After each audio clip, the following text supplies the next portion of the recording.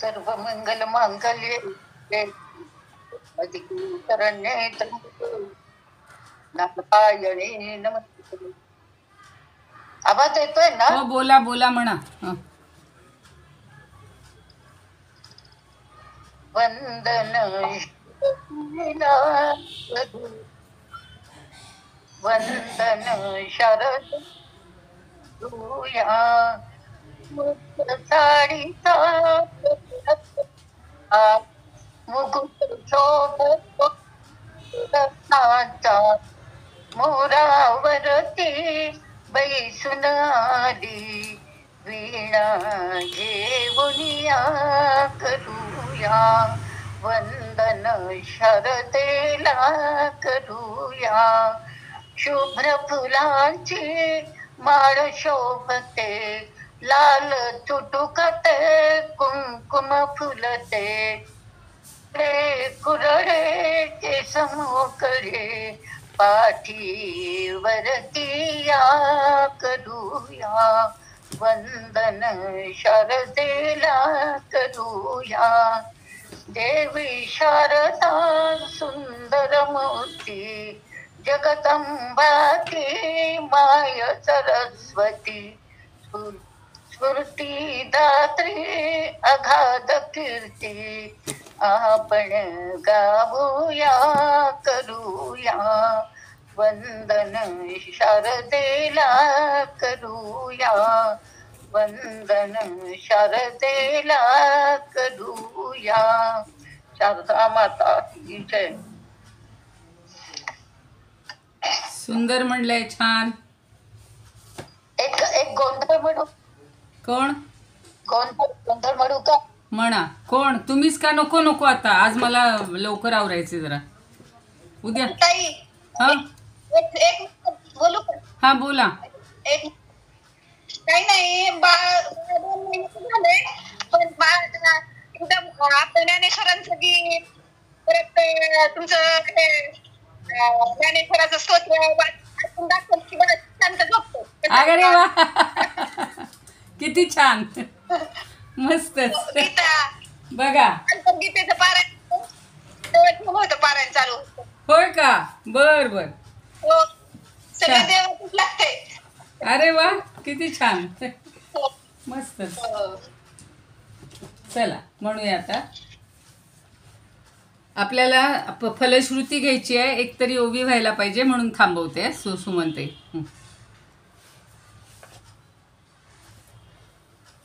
अलंकापुरी पुण्यभूमी पवित्र, तिथे नांदतो ज्ञान राजा सुपात्र. तया ठविता महापुण्य राशी, नमस्कार माझा सद्गुरु ज्ञानेश्वरासी. नमोऽनंताय शुद्धाय कूटस्थायात्मने नमः. प्रेमांबुधिविहाराय ज्ञानराजाय ते नमः. माधुर्यरसकल्लोलां शिवशक्तिस्वरूपिणीं, अमृतानुभवार्थाय वंदे ज्ञानेशनंदिनीं. ज्ञानदेव गुरु ज्ञानदेव तारू, उतरिल पैल पारू ज्ञानदेव. ज्ञानदेव माता ज्ञानदेव पिता, तोडील भव व्यथा ज्ञानदेव. ज्ञानदेव माझे सोय रे धाय रे, जीवलग निर्धारे ज्ञानदेव. सेना म्हणे माझा ज्ञानदेव निधान, दाविली निज खूण ज्ञानदेवे. ज्ञानियांचा राजा गुरु महाराव, म्हणते ज्ञानदेव तुम्हाईसे. मज पामरासी काय थोरपण, पायीची वहाण पायी बरी. ब्रह्मदिख जेथे तुम्हा उळंगणे, इतर तुलने काय पुढे. तुका म्हणे नेणो युक्तीची आखोली, म्हणून ठेविली पायी डोई. म्हणून ठेविली पायी डोई, ज्ञानियांचा राजा गुरु महाराभ, म्हणती ज्ञानदेव तू माईसे, म्हणती ज्ञानदेव तू माईसे, ज्ञानियांचा राजा गुरु महाराभ, ज्ञानियांचा राजा गुरु महाराभ. आज नवरात्रातला सप्तमीचा तसा अष्टमीचा आहे दिवस, 8वा दिवस, पण सरस्वतीचं आवाहन केलं जाते. म्हणजे जशी आपण गौरीचं आवाहन, गौरीचं पूजन आणि विसर्जन करतो, तसे हे 3 दिवस सरस्वतीचे मानले जातात. आणि विद्येची आणि ज्ञानाची अशी अधिष्ठात्री देवता. आता सुमनताईंनी सरस्वतीचंच गीत खूप छान म्हणलेलं आहे. तर या सरस्वती देवीला, भगवती सरस्वती देवी तुझ्या दोन्ही चरणांना मी वंदन करतो, असं सांगणारं एक छान स्तोत्र आहे, ते म्हणून दाखवणार आहे.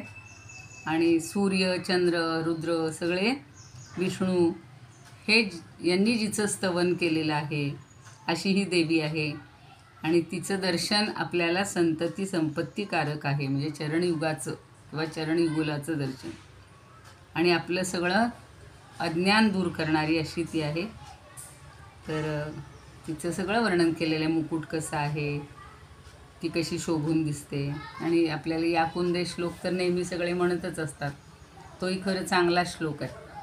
या कुंदेंदु तुषार हार धवला, या शुभ्र वस्त्रावृता, या वीणावर दंड मंडित करा, या श्वेत पद्मासना, या ब्रह्माच्युत शंकर प्रभृतिभिर देवैः सदा वंदिता, सा मां पातु सरस्वती भगवती निःशेष जाड्यापहा, निःशेष जाड्यापहा.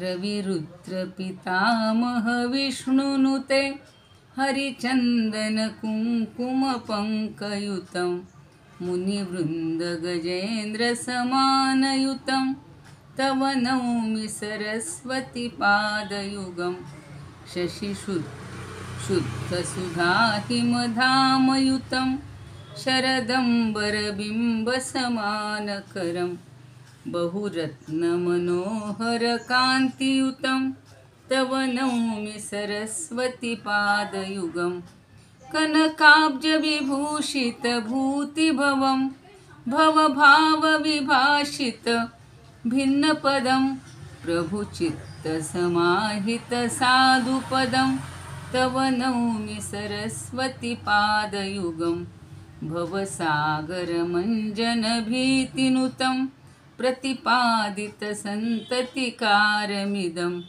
विमलादिकशुद्ध विशुद्धपदं, तव नौमि सरस्वती पादयुगं, मतिहीनजनाश्रय पादमिदं, सकलागमभाषित भिन्नपदं, परिपूरित विश्वमनेकभवं, तव नौमि सरस्वती पादयुगं, परिपूर्णमनोरथधामनिधिं, परमार्थविचारविवेकविधिं, सुरयोषितसेवितपादतलं, तव नौमि सरस्वती पादयुगं, सुरमौलिमणिद्युतिशुभ्रकरं, विषयादिमहाभयवर्महरं, निजकान्तिविलेपितचन्द्रशिवं, तव नौमि सरस्वती पादयुगं, गुणनैककुलं स्थितिभीतपदं,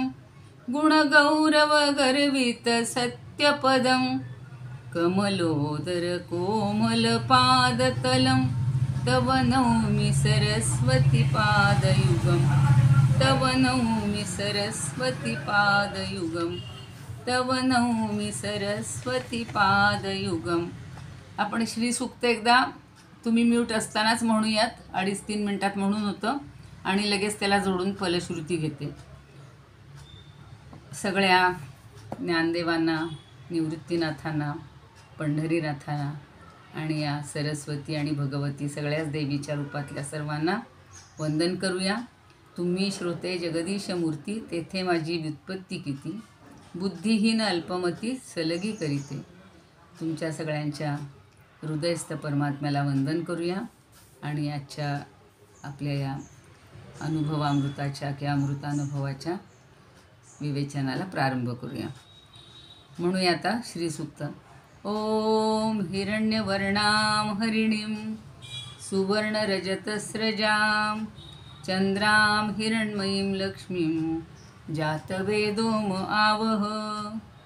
ताम आवह जातवेदो लक्ष्मीमनपगामिनीं यस्यां हिरण्यं विन्देयं गामश्वं पुरुषानहम् अश्वपूर्वामृतमध्यां हस्तिनादप्रबोधिनीं श्रियं देवीमुपवये.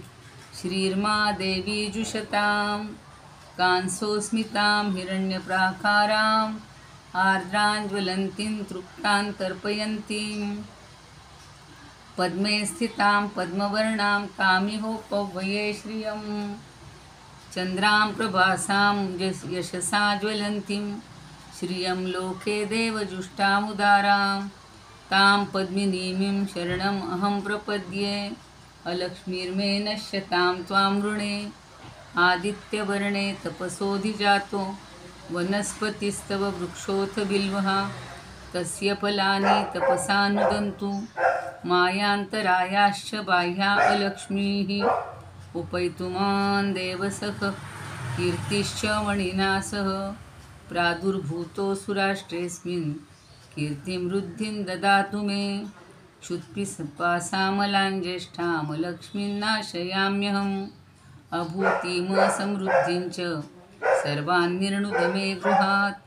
गन्धद्वारान् दुराधर्षान् नित्यपुष्टां करीषिणीम् ईश्वरीं सर्वभूतानां तामिहोपवये. श्रियं मनसः काममाकूतिं वाचः सत्यमशीमहि पशूनां रूपमन्नस्य मयि श्रीश्रयतां यशः.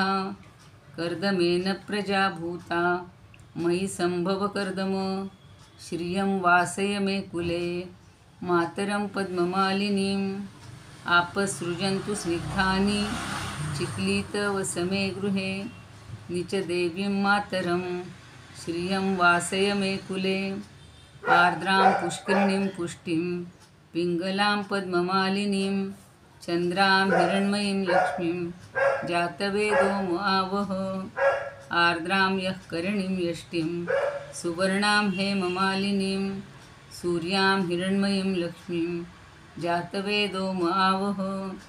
ताम आवह जातवेदो लक्ष्मीमनपगामिनीं यस्यां हिरण्यं प्रभूतं गावो दास्योश्वान् विन्देयं पुरुषानहम्.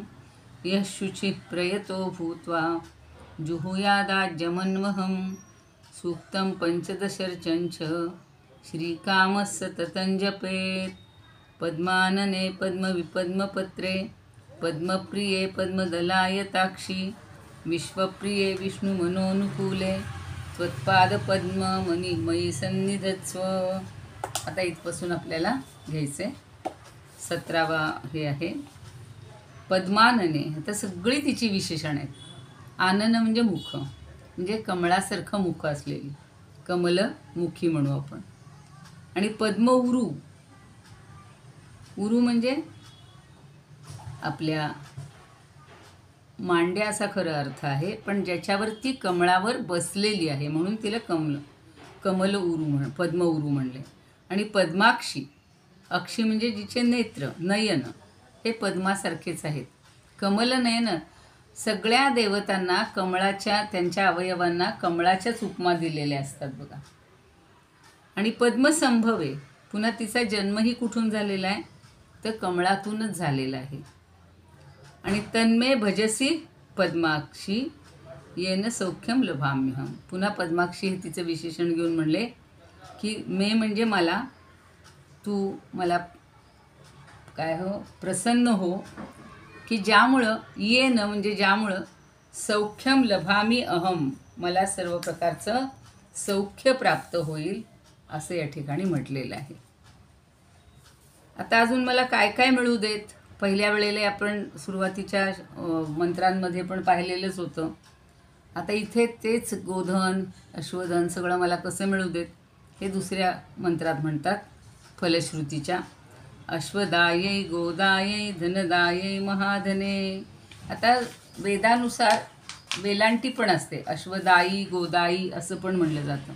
धनदायी महाधने धनम मे जुषताम देवी सर्व कामाश्च देहि मे.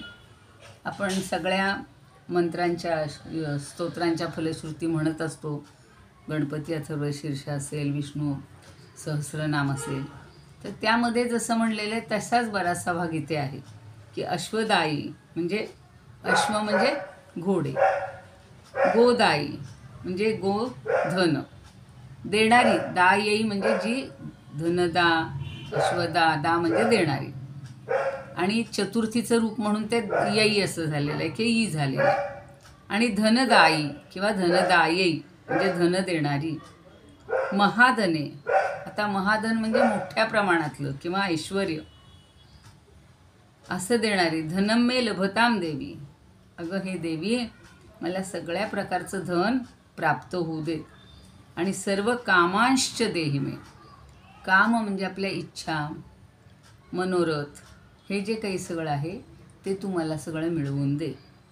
आणि त्यासाठी मी तुला शरण आलेलो आहे किंवा शरण आलेली आहे. म्हणजे सगळ्या प्रकारचं धन मिळू दे. गजधन, अश्वधन, गोधन, सर्व प्रकारची संपत्ती, सगळ्या प्रकारचं ऐश्वर्य मला प्रदान कर आणि माझे मनोरथ तू पूर्ण कर. आता पुन्हा पद्म हा शब्द फार आवडलेला आहे बघा सगळ्याच कवींना. इथं पुन्हा तीच विशेषणं सगळी घेतलीत. पद्मानने पद्मविपद्मपत्रे पद्मप्रिये पद्मदलायताक्षी विश्वप्रिये विश्वमनोनुकूले त्वत्पादपद्मं मयि सन्निधत्स्व. आपल्या घरी जर अशी देवता एखादी प्रसन्न होऊन आली तर आपल्याला वाटेल का हो तिनं उभ्या उभ्याच निघून जावं म्हणून, किंवा तिनं आपल्याजवळ राहू नये. खरा देव जर आपल्याला प्रसन्न होऊन आला तर. आता ही तशीच देवी आपल्या सतत सान्निध्यात असते. आपण 9 दिवस फक्त तिची आराधना करतो, पण खरं तिचं वास्तव्य आपल्या घरात रोज असतं. आता पूर्वीच्या काळी असं असायचं, हल्ली सगळं ऑनलाईन पेमेंट आहे. पूर्वी पगार व्हायचा किंवा जो काही आपल्याला कामाचा मोबदला मिळालेला असेल ते सगळं धन हे पहिल्यांदा देवासमोर ठेवलं जायचं, नमस्कार केला जायचा, त्याची पूजा दरवेळेला केली जायची. आता आपण लक्ष्मीपूजन फक्त करत असतो. आता इथे पुन्हा ते म्हणले की तू कशी आहेस पद्मानने. आता सगळी विशेष हे आहेत तिला, म्हणजे संबोधन आहेत पद्मानने. हे पद्मासारखं आनन मुख असणाऱ्या पद्म विपद्मपत्रे, छोटी छोटी पद्म कमळाच्या ज्या पाकळ्या आहेत, पत्र म्हणजे पाकळ्या, पानं, आणि पद्मप्रिये त्या पाकळ्यांसारखी नाजूक असणारी. पद्मप्रिये म्हणजे कमळे तिला प्रिय आहे, जास्त आवडते तिला. आणि पद्मदलायताक्षी, पुन्हा तेच पण कमळाच्या दलाप्रमाणे. आयत म्हणजे लांबट. कमळाचे पाकळ्या कशा लांबट असतात की नाही, आपल्या डोळ्यासमोर येतं बघा.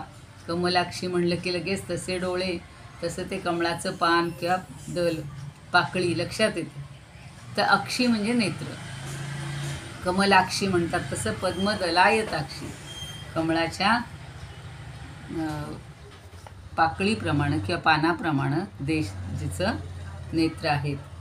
अजून ती कशी आहे विश्वप्रिये, सगळ्या विश्वाला प्रिय आहे. या जगातलं कोणी असं आहे का हो नको नको आम्हाला अजिबात संपत्ती नको, लक्ष्मी नको, नाही. अगदी निस्संग झालेले ऋषीमुनी सुद्धा किंवा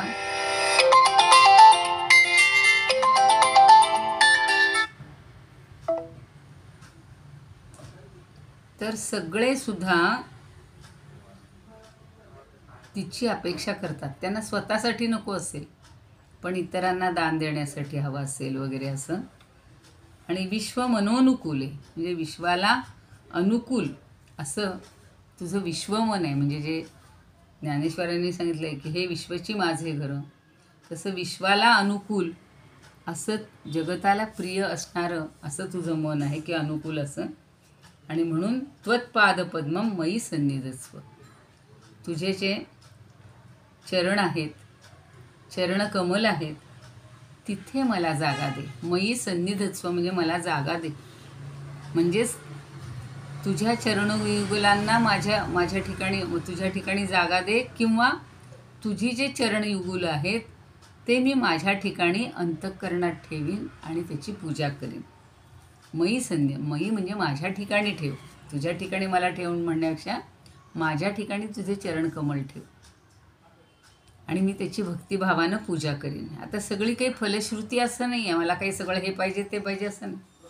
आपल्या घरी अशी आनंद देणारी व्यक्ती आली तर आपण तो राहावं, आता इथेच राहा, कुठे एकटे राहता बाहेर जाऊन.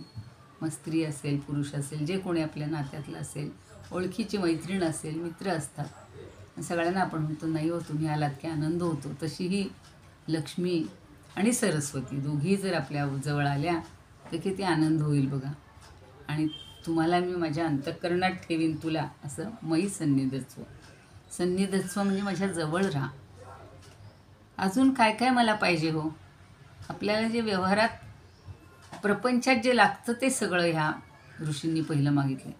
पुत्र पौत्र धनम धान्यम हस्त्यश्वादी गवेरथम. पुत्र पौत्र धनं धान्यम हस्त्यश्वादी गवेरथम. प्रजानां भवसी माता आयुष्मंतं करोतु मे. आता पुत्र, तू जगन्माता आहेस, त्यामुळं माझ्या वंशामध्ये सुद्धा तू मला पुत्र दे, मुलं दे. पौत्र म्हणजे नातवंड दे, नातही चालेल, फक्त नातूच पाहिजे असं नाही. धन धान्य ह्याचे तर अर्थ कळतात आपल्याला. हस्ती, आता तिथं समास झालेला आहे. हस्ती अश्व, अश्वादी, गवे, हे गवे आणि रथम म्हणजे हत्ती, घोडे, रथ, गाई, हे सगळं मला, गोधन, हे सगळं विपुल प्रमाणात मिळू. गवे रथम, रथही पाहिजेत मला, घोडे पाहिजेत, हत्ती पाहिजेत, धन पाहिजे, धान्य पाहिजे, पुत्र पाहिजे, पौत्र म्हणजे नातवंड पाहिजे. आणि तू काय कर, प्रजानां भवसी माता, तू सगळ्या प्रजेची माता हो, आहेस म्हणजे. आणि आयुष्मंतं करोतु मे, तू जर सगळ्या प्रजेची, ह्या नातवंडांची, मुलांची, बाळांची, सगळ्यांची जर माता झालीस म्हणजे तू आहेसच, कारण तिच्याशिवाय आपलं जीवन चालतच नाही. आयुष्मंतं करोतु मे, आणि तू सगळ्यांना आयुष्मान कर, चिरंजीव कर, भरपूर आयुष्य दे. सगळं पाहिजे आपल्याला, सगळं पाहिजे. आता तू तर देशीलच, पण तुझ्याबरोबर ज्या सगळ्या देवता आहेत, आता आपण याच्यामध्ये पाहतोय सप्तशतीमध्ये की सगळ्या देवतांचीही अधिष्ठात्री आहे, किंवा सगळ्या देवतांना तिनं त्यांचे संकट दूर केलेली आहेत. त्यामुळं तुझ्याबरोबरच सगळ्या देवता मला काय काय देऊ देत हे पुढच्या ओवीत सांगतात. धनमग्निर्धनं वायुर धनं सूर्यो धनं वसुः धनमिंद्रो बृहस्पतिर्वरुणं धनमस्तु मे. धनम अग्निही म्हणजे अग्नी, त्यानं धन देऊ देत. धनम वायुः, वायूनं धन देऊ देत. धनम सूर्य, सूर्याने धन देऊ देत. धनम वसुः, ज्या अष्टवसू मानल्या जातात त्या. धनम इंद्र, इंद्राने मला धन देऊ देत. बृहस्पतीही, बृहस्पतीनं देऊ देत. आणि वरुणम, आणि वरुणानं. धनम अस्तु मे, या सगळ्यांनी, या सगळ्या देवता या मला धन समृद्धी मिळवून देणाऱ्या अशा होऊ देत, की त्या असल्यामुळं, ते देणाऱ्या असल्यामुळं त्यांचं शक्ती सामर्थ्य तू मला सदैव दे. त्यांच्याजवळ जी शक्ती आहे ती मलाही दे, किंवा त्यांचंही मला, त्यांच्यात मार्फत हे सगळं मिळू देत, की त्यांच्यातर्फेही मला हे सगळं मिळू देत. आता पुढं म्हणतायत वैनतेय सोमं पिब तु रुद्रः सोमं धनस्य सोमिनो मह्यं ददातु सोमिनः. आता हे जे सगळे देवता आहेत या सगळ्यांची वाहनं आहेत. विष्णू म्हणलं की गरुडाला, तर आता इथं वैनतेय म्हणजे गरुड. त्या गरुड राजाला काय म्हटले की तू सोमम पिभ. पूर्वीच्या काळी सोमयाग केला जायचा आणि सोम नावाची वनस्पती ती आपल्याला भरपूर आयुष्य देणारी आहे, उत्साह देणारी आहे. हल्ली त्याच्यावरनं जरा वेगळा अर्थ घेतला जातो. आम्ही सोमरसच पितो म्हणतो. तो सोमरस इथं अभिप्रेत नाही आहे. लोक या सोमरसाला तो रोज सोमरस मानतात. मी त्याचा उच्चारही करणार नाही, आता नवरात्र चालू आहे. पण त्या गरुडाला म्हणले सोमम पिब. सोमम पिबतु वृत्र. हा वृत्र म्हणजे वृत्रासुर, असुर, आणि हा म्हणजे ठार मारणारा. म्हणजे वृत्रासुराला ठार कोणी मारलं होतं हो? इंद्राने. वज्रपाड त्या दधीची ऋषींचं वज्र त्यांच्या अस्थींचं मिळवलं होतं, तयार केलं होतं आणि त्यांनी त्याला मारलेलं होतं वृत्रासुराला. तर देवेंद्र इंद्रानं सुद्धा काय केलं होतं? हे सोमरसाचं प्राशन केलं होतं की त्यानंही करू देत. वैनतेय सोमम पिब. सोमम पिबतु वृत्रहा. वृत्रहा म्हणजे इंद्र. इंद्रांनी सुद्धा या सोमाचं प्राशन करावं. सोमम धनस्य सोमिनो मह्यं ददातु सोमिनः. आता सोमरसाचं तर सगळं, पण सोमरसाचा अजून कुणाकुणाला फायदा व्हावा, तर जे ऋत्विज आहेत त्यांनी धनस्य सोमिनः म्हणजे धनाची समृद्धी ही त्यांनी मला देऊ देत. नंतर मह्यम ददातु सोमिनः, आणि मलासुद्धा या सोमरसाचा प्रसाद सुख आणि समृद्धी किंवा स्थैर्यासाठी द्यावा असं म्हटलेलं आहे. तर पुढचा श्लोक घेऊ, कारण आपल्याला एखाद्या तरी ओवी घ्यायची आहे. न क्रोधो न च मात्सर्यं न लोभो नाशुभा मतिः भवन्ति कृतपुण्यानां भक्तानां श्रीसूक्तं जपेत. मला ही ओवी किंवा ही फलश्रुती फार आवडते. मागही आम्ही जेव्हा ऑफलाईन वर्ग घेतलेला होता त्यातले कोणी असतील तर त्यांना आठवत असेल. आणि अशीच मागणी विष्णू सहस्रनामामध्ये पण केलेली आहे शेवटच्या फलश्रुती, की न क्रोध हा. मला सगळं धन हे कितीही काही मिळालं नाही तरी चालेल, एक वेळ मित्र म्हणते, पण क्रोध नको. न क्रोध हा. न च मात्सर्यम. मात्सर्य म्हणजे मत्सर भाव, तोही मला कोणाबद्दल नको. न लोभ हा. मला कशाचाही लोभ नको. न अशुभामती. नाशुभामतीमध्ये संधी आहे. न म्हणजे नाही, अशुभामती म्हणजे अशुभ बुद्धी, अपवित्र बुद्धी मला नको. कोणाबद्दल काहीही माझ्या मनात वाईट येऊ नये. भवन्ति कृत पुण्यानां भक्तानां सूक्तं जपेत. कृतपुण्यानां भक्तानां भवन्ति म्हणजे ज्यांनी पुण्य केलेलं आहे असे जे भक्त आहेत त्या सगळ्या भक्तांना ह्या सगळ्या गोष्टी होऊ नयेत. मला म्हणजे एकट्यासाठी मागणं केलेलंच नाही आहे. श्रीसूक्तम जपेत. जो कोणी श्रीसूक्ताचं जप करेल म्हणजे म्हणेल, त्याच्या ठिकाणी क्रोध, मत्सर, लोभ, दुर्बुद्धी, अवगुण हे अजिबात असू नयेत. हे निर्माण कधीच होऊ नयेत असं म्हटलेलं आहे. ते पण 15 वगैरेच आहेत. आपण इथे थांबूया. 13 आहेत म्हणजे उद्याला उरलेले होऊन जातील. अशी मागणी कशासाठी केलेली आहे? श्रीसूक्तात त्या देवीची स्तुती कशासाठी केलेली आहे? तर सगळं मला हे मिळू देत.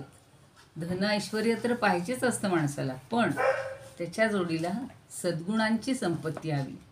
माझ्या मनात कुणाबद्दलही पाप येता कामा नाही, कुणाबद्दलही दूषित विचार येता कामा नाही, आणि मीही कुणाचा विचार करू नये, माझंही कुणी करू नये. म्हणून यस्मान्नो द्विजते लोको लोकांनो द्विजते चे हा हर्षामर्ष भयोद्वेगही मुक्तो यस्तेच्या मे प्रिय. हे 12व्या अध्यायात म्हणलेलं आहे की माझ्यामुळं कोणी उद्विग्न होता कामा नये, त्रस्त होता कामा नये, कुणामुळं मीही त्रस्त होता कामा नये. तसं इथे की कुणालाही आजारही नको, दुःखही नको, संतापही नको. न क्रोधो न च मात्सर्यम असं सगळं सांगितलं. आता आपण अमृतानुभवातली त्या दिवशी 71वी ओवी पाहिलेली होती का 72 पाहिली होती व माझ्या मते 71 पाहिलेली होती आणि 73वी आता आपल्याला घ्यायची आहे.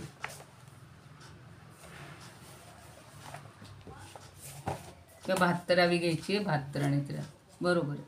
71 झाली त्या दिवशी. 72वी बघूया. एक खूप चांगली अशी ही ओवी आहे बघा. निवृत्तीनाथांचंच किंवा आपल्या गुरूंचंच वर्णन ज्ञानदेव करतायत. परवा जी पाहिलेली होती की त्यांचं नावही निवृत्ती आहे, त्यांचा स्वभावही निवृत्त होणारा आहे आणि असा माझा सद्गुरू मला भेटलेला आहे असं सांगितलेलं होतं. आणि त्याच्या ठिकाणी प्रवृत्ती निवृत्ती ही नाही आहे, नसावी, तेही पाहिलं होतं आपण. वाचुनी प्रवृत्ती विरोधे का निवृत्तीचे निबोधे आणि जे तैशावादे निवृत्ती नव्हे. तर निवृत्तीच्या ठिकाणी कुठलाही वाद नाही आहे किंवा कुठलाही भेदभाव नाही आहे.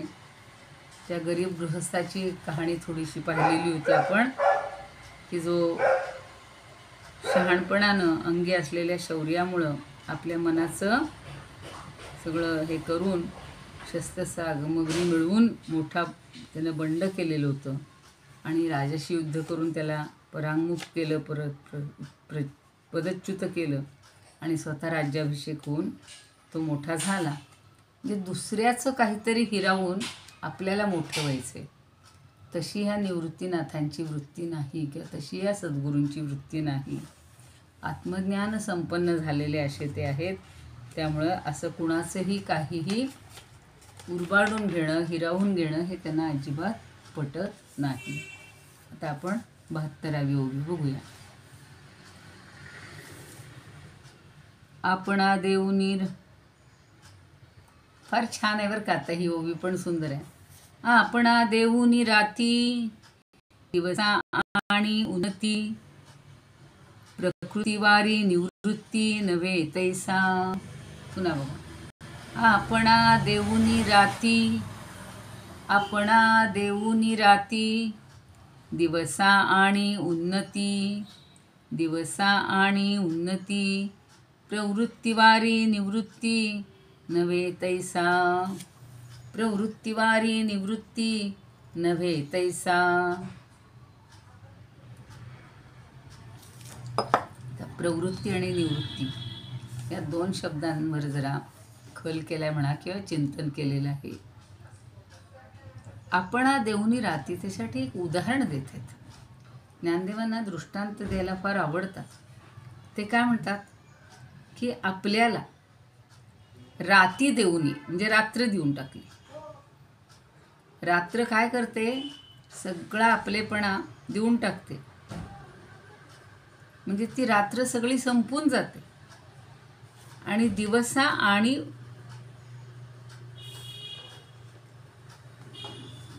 उन्नती आणि दिवसाची उन्नती होते. म्हणजे दिवसाचा काय म्हणू आपण प्रारंभ होतो, सुरुवात होते, उदय होतो. उदय. हा उदय, उदय बरोबर. होतो, हो उदय. उदय. पण ते आपण सूर्याला उदय म्हणतो म्हणून मला जरा त्याच्यासाठी कोणता शब्द वापरावा चालला होता विचार. तर उदय होतो म्हणजे दिवसात.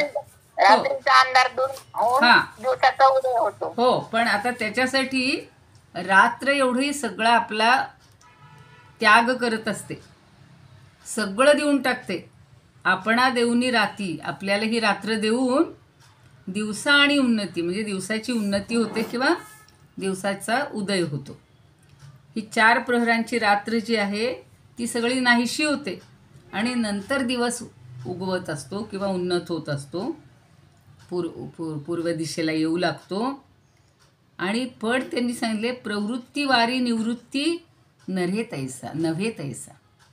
म्हणजे प्रवृत्तीला दूर करून निवृत्ती प्राप्त केली असा माझा हा निवृत्ती नाही आहे.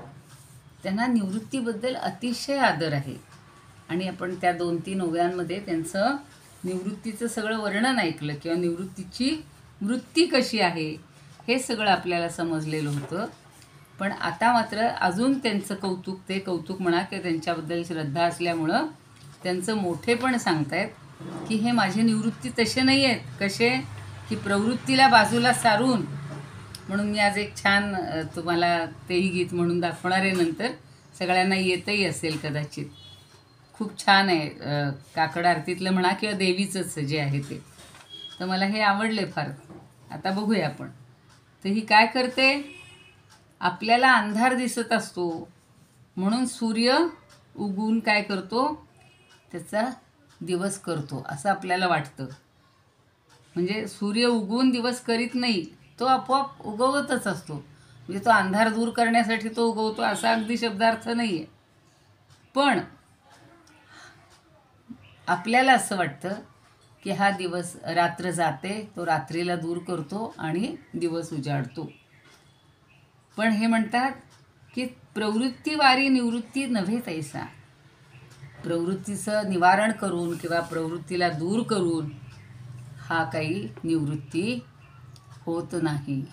जे आपल्याकडे असं व्यवहारात चालतं. आता मगाशी काल जसं सांगितलं तसं उदाहरण, की एखाद्या राजाचं सगळं हिरावून घ्यायचं आणि आपलं राज्य तिथं प्रस्थापित करायचं किंवा आपलं अस्तित्व प्रस्थापित करायचं, असं जे व्यवहारात घडत असतं.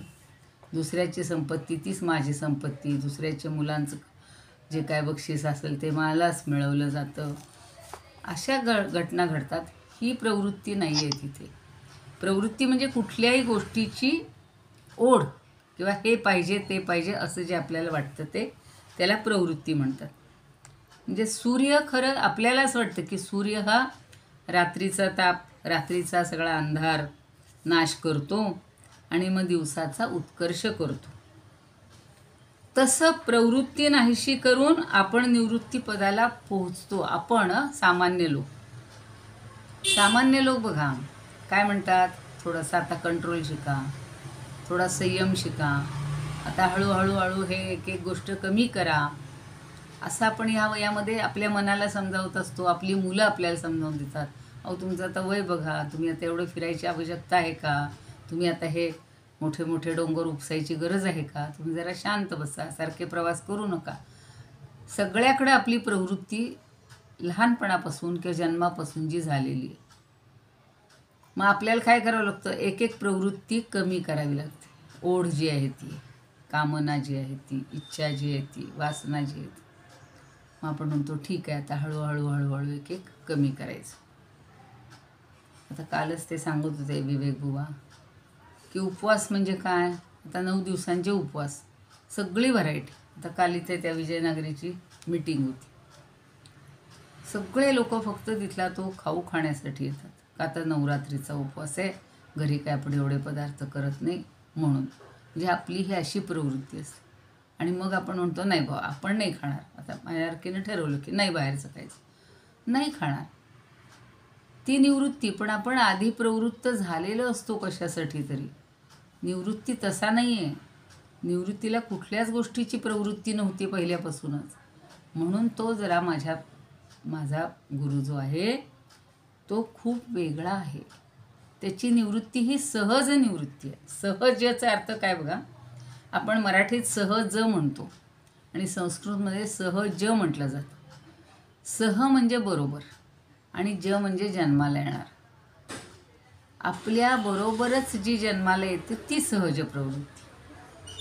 आणि तो जन्माला येतानाच निवृत्ती या भावनेनं आलेला आहे की निवृत्तीच्या सगळ्या जे काही निकष आहेत. निवृत्ती म्हणजे कशाची अपेक्षा नाही, काही नाही, ओढ नाही, प्रवृत्ती नाही, तसा तो निवृत्ती. तर तो सहज निवृत्ती आहे त्याच्याजवळ, असं त्यांना सांगायचं. की गुलाबराव महाराज म्हणतात की आपल्याला अंधार दिसतो म्हणून काही सूर्य उगवून त्याचा दिवस करत नाही. सूर्याला असे उद्योग करायला वेळच नाही, कारण मुळात त्याचा जो स्वभाव आहे तो प्रकाशच आहे, उजेड आहे, ज्ञान आहे. त्यामुळं तो आपल्यासाठी ते करतोय, आपल्यासाठी उजेड आणतोय असं जे म्हणतो ते सुद्धा चुकीचं आहे बरं का. पण आपण आता व्यवहारात पहिल्यापासून म्हणतो सूर्य आला की सूर्य उगवला की आपली सगळी कामं सुरू होतात, आपल्याला उजेड मिळतो, आपलं अज्ञान सगळं कमी होतं. तर निवृत्ती हा तसाही नाही आहे. एखादी गोष्ट नको आहे किंवा एखाद्या गोष्टी जी हवी आहे ती मिळवून देणारा आहे, तसा निवृत्त आहे असं नाही आहे. म्हणून गीर्वाण अमृतानुभवामध्ये म्हणले, दत्वात्मानं यथा रात्रीर दिनम उन्नतिमानयेत. दिनम उन्नतिमानयेत. दत्वात्मानं म्हणजे आत्म्याला, म्हणजे स्वतःला, आत्मानं म्हणजे आपल्याला, यथा रात्रीर दिनम उन्नतिमानयेत. ही रात्र दूर करून दिवसाची उन्नती केली जाते. दिवस उगवला जातो किंवा आणला जातो, निर्माण केला जातो. आणि अन्यस्यापेक्षया चासौ, आणि दुसऱ्या कोणाच्याही अपेक्षेनं हे केलं जात नाही, स्वतःसाठीच केलं जातं. पण हा म्हणतायत दुसऱ्याच्या कुठल्याच्याही अपेक्षेनं च असौ, च म्हणजे आणि, असौ म्हणजे हा, निवृत्तीर्न भवेत् ध्रुवम. पण हा इतरांसारखा निवृत्ती नाही आहे की आधी प्रवृत्त व्हायचं, मग ती प्रवृत्ती कमी करायची, मग निवृत्ती घ्यायची, असा हा नाही आहे.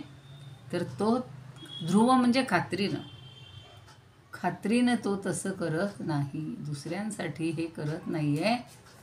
कारण स्वतः, पहिला बघा, स्वतःसाठी ह्या सगळे निवृत्तीचा उपयोग आहे. दुसऱ्यांसाठी आपण म्हणू, बघा लोक म्हणतात त्यांच्यासाठी आम्ही वर्षभर अमुक अमुक सोडलं बरं. मग वडिलांसाठी असेल, आईसाठी असेल, भावांसाठी असेल, एक वर्षभर सोडायचं आणि पुन्हा दुसऱ्या वर्षी खायला सुरुवात करायची. ही निवृत्ती आहे का हो? नाही. लोक म्हणतात आज उपवास आहे, आज अष्टमीचा आहे, सप्तमीचा आहे, मग आज अमक्या दिवशी हे नाही खायचं, अमक्या दिवशी ते नाही प्यायचं, अशी बंधनं घालतो. दुसऱ्या दिवशी म्हणून ते डबल प्यायचं किंवा आदल्या दिवशी डबल खाऊन घ्यायचं. ही निवृत्ती नाही आहे. आपण सगळे प्रवृत्त असलेले लोक आहोत. हळूहळू आपण ती बाजूला करून प्रवृत्तीवर नियंत्रण आणून निवृत्तीच्या मार्गाला लागलेलो आहोत. मुद्दाम समजावून देते की ते निवृत्ती तसे नाहीत, ते एकदम वेगळे आहेत. म्हणून अभंग अमृतानुभवामध्ये काय म्हणतात, अंधाराचे देखे म्हणून या काय, अंधाराचे देखे म्हणून या काय, करी दिनोदय चंड राशी. त्याला चंड राशी म्हणलं. राशी, चंड म्हणजे प्रचंड, ज्याच्या भरपूर राशी आहेत, उजेडाच्या किंवा किरणं आहेत. असा काही आपला अंधार तो पाहतोय आणि तो दूर करण्यासाठी हा चंड राशी म्हणजे सूर्य दिनोदय करतो का हो? सूर्योदय म्हणजे दिवसाचा उदय करतो का? तैसे प्रवृत्तीसी निवारी म्हणून नवे अभिमान निवृत्ती. हे निवृत्तींचंच छान त्यांनी तसं वर्णन केलं की जसं दिवसाला म्हणजे अंधार दूर करण्यासाठी हा प्रचंड उजेड असलेला रवी उदयाला येतो, तसं प्रवृत्ती निवारण्यासाठी, प्रवृत्ती दूर करण्यासाठी नवे अभिमान निवृत्ती. हे आणि निवृत्तीला तसा अभिमान पण नाही की मी हे बघा याला दूर केलं, त्याला दूर केलं, यांचं अज्ञान दूर केलं, यांचा अंधार दूर केला. आता काही जण असं अचानक आपल्याकडं पाहुणे येतात आणि लाईटच जाते. आपल्याला प्रश्न पडतो आता काय करायचं. त्यातला जर तो इलेक्ट्रिशियन किंवा त्यातले जर जाणकार असेल पण तो काही काळजी करू नका. 1 मिनिटात हे गेलं असेल तरी फ्यूज गेला असेल, काय गेलं आहे ते बघतो, लगेच तो दुरुस्त करून देतो.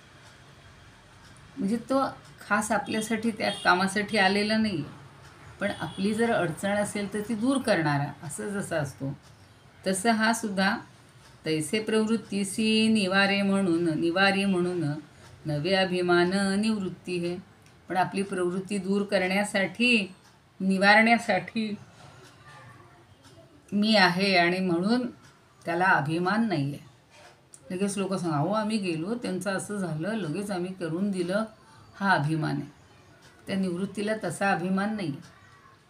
निवृत्ती हे नाव त्यासी स्वयमेव मुठू देती भाव प्रवृत्तीचा. पण निवृत्ती हे काय आहे? नाव आहे. पण त्याला स्वतः तो नावही निवृत्ती आहे आणि निवृत्ती म्हणजे वृत्तीरहित असा तो राहतोय. तर मुठू देता भाव प्रवृत्तीचा, तो आपल्या मनामध्ये प्रवृत्तीचा भाव उठू देत नाही, निर्माण करूच देत नाही. ते लगेच आपल्याला आता परवा कोण म्हणलं, हां छान आहेत ना अमकं अमकं, म्हणलं हो, मग आम्हाला मिळेल का, घ्या. कारण आपल्याकडं भरपूर असते एखादी गोष्ट, पुस्तकं असतील काय असतील. पण इथे प्रवृत्तीचा भाव तो उमटूच देत नाही. मिठू देती म्हणजे निर्माणच होत देत नाही. तो खऱ्या अर्थानं ते निवृत्ती नाव साजरं म्हणजे सार्थ ठरवते. आता आपण ह्याला गेलो होतो ज्ञानेश्वरीच्या इथे, तिथं काही जण ते खंदारकरांच्या आपल्याला या प्रती मिळाल्या, तर ते सांगतात, त्यांनी असं छान म्हणले की रात्र ही स्वतःला अर्पण करून दिवसाला उत्कर्षाला आणते. थोडीशी प्रगत अशी भावना, म्हणजे दुसऱ्यासाठी मी केलं ही भावना नाही आहे, तर आपली स्वतःला अर्पण होण्याची, स्वतः समर्पण करण्याची भावना आहे. आणि म्हणून तरी प्रवृत्ती ही स्वतःचं निवारण करते आणि मन निवृत्तीचा उत्कर्ष करते. म्हणजे प्रवृत्तीला काय म्हणू आपण, स्वतःचं समर्पण करावं लागतं आणि मग तिथे निवृत्ती येते. तसा हा निवृत्ती नाही, हा सापेक्ष निवृत्ती नाही. म्हणजे अपेक्षा ठेवून केलेली निवृत्ती नाही आहे. की काही जण, आपण लहान मुलांना काय म्हणतो, हे बघ तू जर आजपासून ही गोष्ट खाल्लीस किंवा ही गोष्ट बंद केलीस, त्याला जो नियम हे सांगायचं, तर मी तुला अमुक देईन. अगदी आईवडील लगेच म्हणतात, तुला आवडीचा पिक्चर दाखवू, तुला पाहिजे ते कपडे घेऊ. म्हणजे ही अपेक्षेनं केलेली निवृत्ती असते, तर तो ती गोष्ट करत नाही. की आपल्यालाही कधी कधी संतांना आहे ना असं सांगावं लागतं की असं करा, तुम्ही ह्याच्यावर जर नियंत्रण आणलं तर तुम्हाला अमुक ही कुठली काय म्हणू आपण, कथा असेल, रामकथा असेल, कुठली कथा असेल, त्याला यायला तुम्हाला मोफत मिळेल. की लगेच आपण काय करतो, कुठल्या तरी अपेक्षानं ते करतो की ठीक आहे आपल्याला फुकट मिळणार आहे ना, मग आपण हे सोडायला हरकत नाही. अशी भावनेनं हा निवृत्त झालेला नाही, एवढंच तुम्ही समजून घ्या. म्हणजे सापेक्ष निवृत्ती नाही आहे. म्हणून डॉक्टर व्ही ए कुलकर्णी पण म्हणतात की आपलं सर्वस्व अर्पण करून रात्रंदिवसात जो उन्नती प्राप्त करून घेतो, म्हणजे रात्रीचं निवारण करून दिवस उगवतो, तशी माझ्या निवृत्तीनाथांची निवृत्ती नाही. प्रवृत्तीचा विरोध किंवा जगताचा विरोध करून हा निवृत्त झालेला नाही. किंवा कुणा वाचून किंवा कुणापासून त्यांना निवृत्ती घेतलेली नाही. एखाद्या अमक्या व्यक्तीसाठी आपण ती निवृत्ती घेतलेली असते. आपल्या मनात फार तसं त्याच्याबद्दल नसतं. आपण लोकांना सांगतो, आम्ही बघा त्यांच्यासाठी मी हे सगळं ठरवलं, अमक्यासाठी मी खाणं बंद केलं, अमक्यासाठी मी पहाटे लवकर उठते, त्यांच्यामुळं मी हे वाचन करते. म्हणजे हा जणू काही त्यांच्यावर आपण उपकार करतो, कुठली तरी अपेक्षा ठेवून करतो. अशी कुठेही या निवृत्तीची परिस्थिती नाही. आणि ज्यांच्याकडं वामनराव देशपांडेंची पण पुस्तकं आहेत, त्यांनी पण फार हे छान त्यांनी पटवून दिले बघा. ते म्हणतात की रात्रीचा नाश करीत सूर्य उगवतो आणि जगावर प्रकाश टाकतो असं आपण म्हणतो. पण सूर्य हे दोन्ही करत नाही. तो काही रात्रीचा नाशही करत नाही आणि उजेड उगवतही नाही. त्याचं भ्रमण ते चालूच असतं. आता कसं असतं की सूर्य दोन्ही गोष्टी करत नाही, तो स्वयंभू आहे, प्रकाशमान आहे. आणि तो आणखी काय प्रकाश निर्माण करणार किंवा अर्पण करणार, खरा तर तो काहीच करत नाही, तो स्थिर आहे. आता पूर्वी आपल्याला वाटायचं सूर्य फिरतो, पण नंतर कळलेलं आहे की पृथ्वी फिरते. आणि मग हा रात्रंदिवस असे पृथ्वीचे खेळ आहेत. म्हणजे रात्र आणि दिवस हे पृथ्वीचे खेळ आहेत. पृथ्वी स्वतःभोवती फिरत असते आणि पुन्हा ती सूर्याभोवती पण फिरते. म्हणून फिरत असताना तिचा जो भाग सूर्याच्या कक्षेत येईल तिथं उजेड पडतो आणि सूर्याच्या भागात म्हणजे कक्षेत जी येणार नाही जो प्रदेश, तिथं ती रात्र असते. आता आपलं हे चक्र असं चालू असतं, मग 11 तासांचं 12 तासांचं. तर हे सगळं वास्तविक रात्रही करत नाही आणि तो सूर्यही करत नाही. सूर्यानंही केलं नाही आणि रात्री नाही, पण आपलं त्यांनी ती अशी हे केली, आपल्या भाषेत तशी रचना केलेली आहे की रात्रीनं त्याग केला आणि सूर्य उगवला, आपलं दिवस उगवला. आपल्यालाही व्यवहारात माहिती आहे की कुणाचा तरी त्याग, कित्येक भक्तांनी त्याग केला तेव्हा स्वातंत्र्य मिळालं. आपल्या घराच्या उन्नतीसाठी सुद्धा असे कित्येक जण त्याग करतात, देहत्याग करतात, कष्ट करतात, धनत्याग करतात आणि मग त्या कुटुंबाचं पोषण होत असतं. तर हा जो सूर्यासमोर जो भाग येतो तिथे दिवस असतो. मग आपण सूर्य उगवला असं म्हणतो आणि सूर्य हा स्थिर आहे. आता सांगितलं तसा माझा हा सद्गुरू स्थिर आहे. तो काही पाहिले तिथं काहीतरी आता नको आहे म्हणून त्यानं निवृत्ती घेतली असा तो नाही. त्याच्या ठिकाणी प्रवृत्ती निवृत्तीचा खेळ नाही किंवा प्रवृत्तीचा नाश करून त्यांनी निवृत्ती मिळवलेली नाही. तर असं ज्ञानदेव आपल्याला वारंवार निवृत्ती कसे सहज स्थितीला निवृत्त झालेले आहे. सहज आपल्या मराठीतल्या सहज की त्यांच्याबरोबरच ती निवृत्ती जन्माला आलेली आहे. आणि म्हणून माझे सद्गुरू हे अगदी निवृत्त आहेत किंवा निवृत्त सूर्य आहेत असं त्यांनी म्हटलेलं आहे. आता एक नाच म्हणून तुम्ही काकड आरतीला जात असाल. खरं मला आवरायचं होतं लवकर, पण आता ते मला आज मोह आवरेना. मग अशी पाहत होती ती काकड आरतीची गाणी आणि त्याच्यात ते मला फार आवडलं. बाहेरच्या आवाजामुळे माझा आवाज येत नाही असं काही नाही आहे ना? पण आमच्या ते सारखं येतो. हा, ते बाहेरचे आवाज येत असतील तुम्हाला. हां, कर ते अगदी बरोबर आपल्या वेळेला काम चालू असतं ते.